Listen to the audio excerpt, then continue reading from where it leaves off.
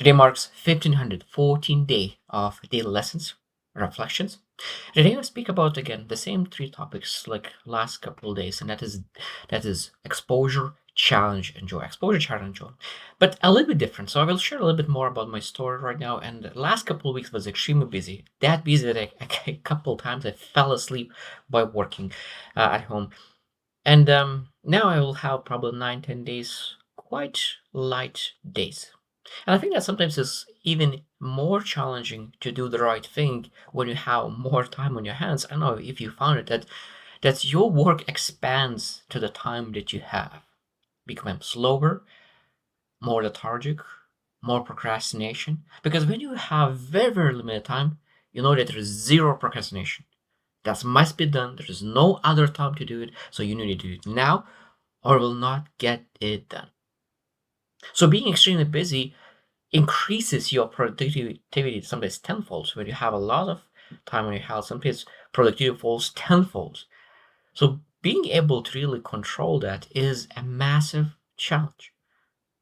And I think that's again, this is partly of those exposure and challenge. We need to expose to different types of living to understand, okay, when I'm the most productive, when, and then challenge ourselves to do the right thing during that time.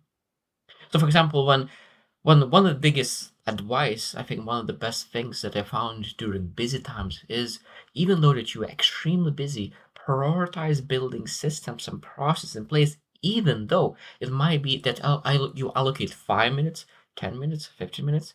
That's all fine. You already build a habit, a system, a process. Now, when you have a lot of time on your hands, you're able to implement that habit, that system, that process, not 5 minutes. Now you can potentially give 1 hour, 2 hours.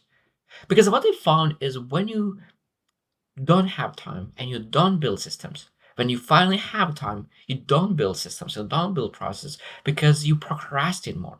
But when you build system and process while you're busy, the system is going, the habit is going, the discipline was in the place. You build the momentum, and that momentum could be carried on the times when you have a lot of time. At least that's what I found works best for me because I love to be busy. That is not a good thing, but I love to be productive as well. I love to be grinding. I want your hard work.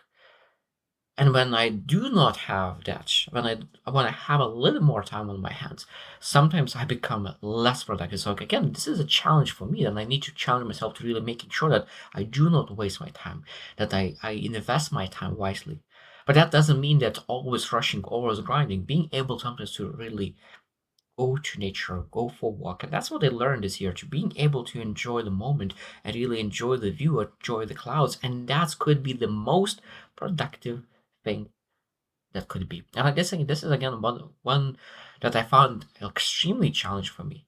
Just go for a walk, enjoy, and don't do nothing. That was extremely hard because for me, grind in my mind, learn, educate, improve, execute, all those words that's really required. But I learned that when you have time, it's extremely important to execute, but it's extremely important to really sit down with yourself, reflect, build um, presence. And at the same time, when you build that presence, what it leads to, it builds to emotional maturity, emotional regulation. And that's again, this is the key to true success, true joy, true inner peace. And I think that now when I will have next couple of days, like 9 probably days, when I have a little more time, that's exactly what I will be working on being able to be present, being able to be mindful, to be able to reflect, to be aware of myself, to have to build the clarity. Because when you build clarity, when the season of business comes in, now you don't need to think as much because you're able to have a very quick decision making process because you have the clarity for this season. And again, this is probably the most important word, clarity. So that means that when you have more time for reflection, more time to understand yourself, that's essential. That's the goal.